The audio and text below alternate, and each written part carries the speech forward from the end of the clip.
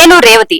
ప్రజలపై భారాలు మోపడం తగదని, ఆరోగ్య జీవిత బీమా పాలసీలపై ఉన్న 18% జీఎస్టీని తగ్గించాలని ప్రతిపక్ష ఇండియా ఫోరం పార్టీల సభ్యులు డిమాండ్ చేశారు. ఈ మేరకు మంగళవారం పార్లమెంట్ సమావేశాల ప్రారంభానికి ముందు ఆందోళన చేపట్టారు. పార్లమెంట్ భవనం మకర ద్వారం ముందు ట్యాక్స్ టెర్రరిజం ప్లకార్డులను ప్రదర్శించారు. జీఎస్టీ తగ్గించాలని నినాదాలు హోరెత్తించారు. ఆరోగ్య జీవిత బీమా పాలసీలపై ఉన్న 18% జీఎస్టీని వెంటనే వెనక్కి తీసుకోవాలని డిమాండ్ చేశారు.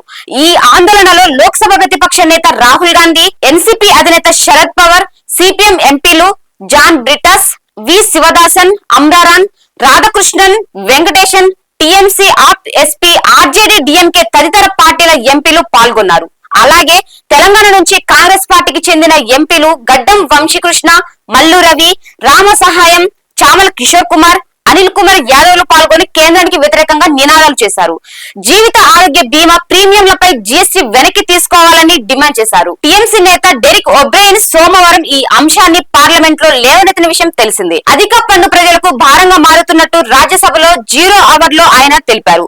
కేంద్ర మంత్రి నితిన్ గడ్కరీ కూడా ఇదే రకమైన డిమాండ్ చేసినట్టు ఆయన ఆర్థిక మంత్రికి రాసిన లేఖలో పేర్కొన్నారు. ఇండియాలో ఇన్సూరెన్స్ కేవలం 4% ఉన్నదని, ప్రపంచ వ్యాప్తంగా అది 7% ఉందని, బీమా రంగంలో అసమానతలు ఉన్నాయని, 75% జీవిత బీమా పాలసీలు ఉన్నాయని, మరో 25% వైద్య బీమాలు ఉన్నట్టు ఒబ్రెయిన్ తెలిపారు. హెల్త్ ఇన్సూరెన్స్ లపై జీఎస్టీని తగ్గించాలని కోరుతూ పశ్చిమ బెంగాల్ సీఎం మమతా బెనర్జీ కూడా కేంద్ర ఆర్థిక మంత్రికి లేఖ రాసినట్లు ఆయన చెప్పారు.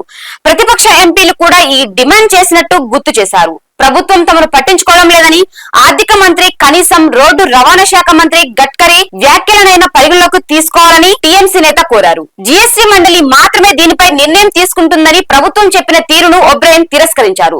ఆ వాదనలో వాస్తవం లేదన్నారు. మండలిలో ఎన్డీఏకు మెజారిటీ ఉన్నదని, కావాలంటే దీన్ని మార్చవచ్చని తెలిపారు. ఇది ఇవాల్టి న్యూస్. చూస్తూనే ఉండండి T10.